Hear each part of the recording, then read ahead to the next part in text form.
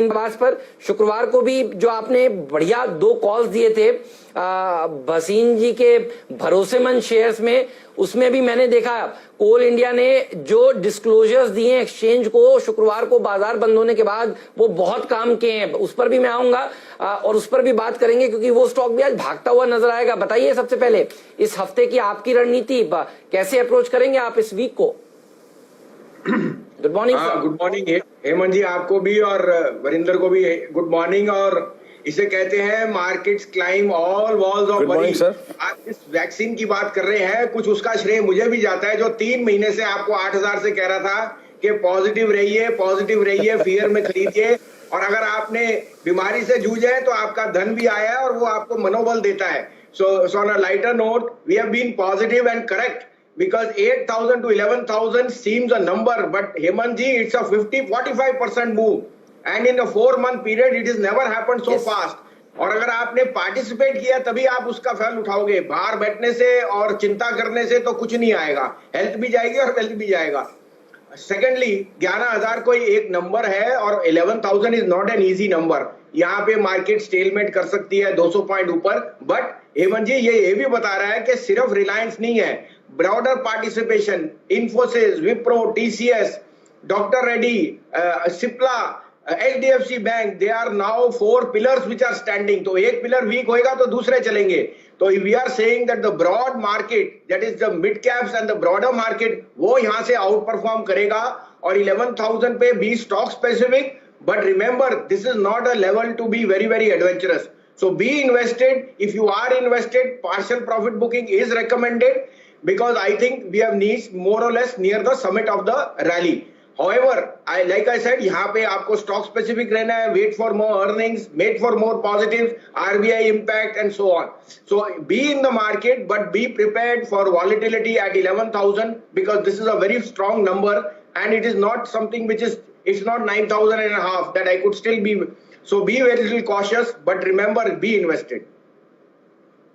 दोनों के ऊपर राय दीजिए। 28 जुलाई से ये राइट्स इशू खुलेगा, ये M&M फाइनेंशियल्स के राइट्स में क्या पार्टिसिपेट किया जाए, और यस बैंक के पूंजी जुटाने के प्रोग्राम को आपने कैसे रीड किया? तो देखिए हेमंत जी, आई थिंक यस बैंक में एक बहुत ही एक एक्सक्लूसिव क्लब बन रहा है, और वो एक्सक्लूसिव क्लब बहुत पेडिग्री इंस्टीट्यूशंस का है। It is not just LIC और SBI। There are enough people who are putting their money where their mouth is, and they are expecting कि अगले 2 साल में there will be a very sharp transition and the brand encashment of Yes Bank will play out positively. I am with that. I think 12 रुपए में you have a very fair chance of making good money over the next 2 years because banking is a necessity, and Yes Bank में जो wrong doing थी वो मोर और less everything is out on the paper. 75% उसकी provisioning already take place करती है। The new capital will just have 10% which will go in provisioning, the rest will go as growth capital. और 15,000 crore at a time of today to raise is a huge achievement because cost of money is very very low. तो I think that it has a fair chance of making money, but आप 2 साल के लिए balance sheet ना देखिए and let the new management team deliver, जो बहुत prudence से करेगी because they are seasoned players there. They are not the ambitious type who are going to take huge risk. A. B. On M&M Finance as a disclosure 165 पे मेरा topic था because I think उनका जो rural theme है is playing out brilliantly. M&M itself has been a huge outperformer on the tractor side और वो एक follow through M&M में है. They are partially giving you like a mini bonus, इसलिए वो राइट बहुत अट्रैक्टिव है. It may see profit taking, but I think it has a fair chance of making money over the next 6 to 9 months. क्योंकि rural economy is showing you कि उनको Covid less कोई problem नहीं है. They are bouncing back very fast, whether it's fertilizers, whether it's harvesting, whether it's tractors, whether it's two-wheelers. और मुझे लगता है M&M has a very very good presence over there, M&M Finance. तो I think कोई भी decline आपको मिले लेने का मौका है. राइट में जरूर सब्सक्राइब करिए because it's like a mini bonus.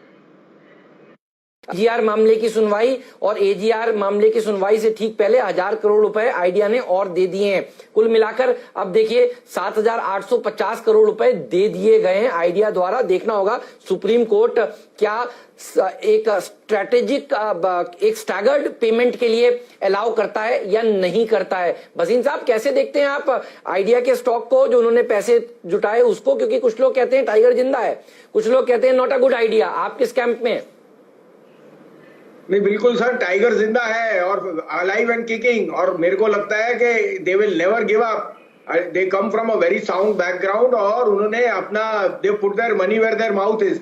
Now I will not जज on the supreme court, but I think a staggered payment would be beneficial for all stakeholders, banks, participants, telecom and the public at large, के आपके यहाँ monopoly ना हो. So I would go with a staggered payment plan which can be very very beneficial for all stakeholders, और आपको मेरे को लगता है आइडिया विल डेफिनेटली सर्वाइव। तो ये एक थ्री लेग्ड रेस है with the first two legs moving much ahead, but I think there is room for idea to grow and prosper also as it gets through this small hiatus of time bound payment. तो I would be positive, और मुझे लगता है banks में particularly जो नाम आपने लिए इंडसइंड और आईडीएफसी फर्स्ट, आई थिंक उनकी जो बुक्स है, उनके जो चार्ट्स है वो बहुत स्ट्रेंथ दिखा रहे हैं। I would use all declines to buy in both those banks. Bank पर आपका व्यू और आपने कैसे नंबर्स को पढ़ा? Sir top of the line आपको दिख रहा है मिस्टर आदित्य पुरी के जाने का बहुत ये रहेगा। He has let this bank to become a behemoth, लेकिन वो कह रहे हैं उन्होंने प्रीपोन कर दी है प्रोविजंस और फिर भी रिकॉर्ड प्रॉफिट। इससे ज्यादा क्या बात हो सकती है? और वो प्रीपोन ऑफ प्रोविजनिंग इसलिए है कि कोविड की अनसर्टेनिटी कब तक है एंड सो ऑन। बट आज की डेट में Hemant ji lowest cost of money ever जो है वो स्टेट बैंक और एचडीएफसी को मिल रहा है, क्योंकि कासा रेशियो वहीं बढ़ रहा है। आपको इसलिए बोल रहे हैं सेविंग बैंक अकाउंट में आपको 3% मिल रहा है और इक्विटी में आपको इंटरेस्ट करना ही करना है, आपके पास कोई और अनिवार्य है, because bond yields are at all time low. तो एचडीएफसी बैंक हैज प्रूवन कि मॉरेटोरियम हैज कम बिलो 9%, और एक मॉरेटोरियम का इतना बड़ा स्केयर था। So I think HDFC is leading from the front. और हेमंत जी यहाँ मैं एक और बोलूंगा कि Federal Bank numbers were way ahead of the street. It has become the largest bank with gold exposure.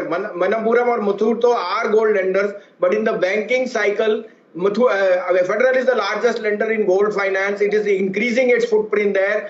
Its NIMs, its net interest income, net interest margins are at an 18-quarter high. Or thirdly, Mr. Shyam Srinivasan is going to continue for the next 3 years. I think this stock along with HDFC should be in all portfolios. और मैं यहाँ कहता हूँ कि Federal bank अगली दिवाली तक आपको double होके दिखा सकता है। That is how much bullish I am on certain banks. और आपको मैं फिर बोलता हूं इस हफ्ते ICICI will take the lead. It will be come out with stellar numbers. QIP is around the corner, so banks are going to surprise you on the upside, led by HDFC Bank. इसके ऊपर मैं technical राय भी लूंगा, लेकिन भसीन साहब telecom कारोबार तो सबका बढ़िया रहा है। जियो से किस तरह के नंबर्स की एक्सपेक्टेशन आप शुक्रवार को कर रहे हैं? अरे हेमंत जी 1200 वाला आपको दिवाली पे 2000 कहा था, ये तो इसी हफ्ते हो जाएगा।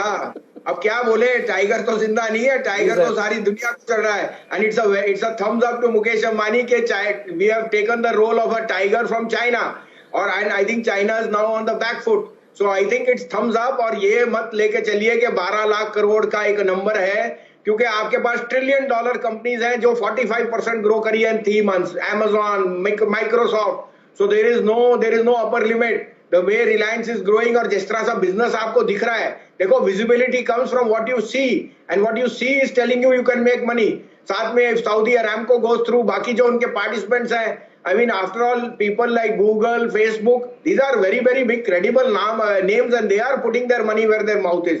So thumbs up। मुझे लगता है numbers will be good, ARPUs will be at record highs। I again reiterate, ARPU will be at record highs। और अगर सुनील भारती कहते हैं कि भारती का एयरटेल का ARPU 200 रुपए जाएगा इन द नेक्स्ट 6 मंथ, तो भाई जियो का भी 124 से 150 रुपए होगा। और 124 का 150 का मतलब एबिटा नहीं, कैश जनरेशन होगा उसके लिए। So very positive on that, and ARPUs will be on record high for this quarter on Friday। Sir में आपकी फेवरेट कंपनी कौन सी है? क्योंकि हमने पिछले ट्रेडिंग सेशन में देखा क्या गजब की रैली देखने को मिली। IRCTC भी चल रहा था, अच्छी तेजी। दैट्स वो पूरा का पूरा चार्ट दिखाइए।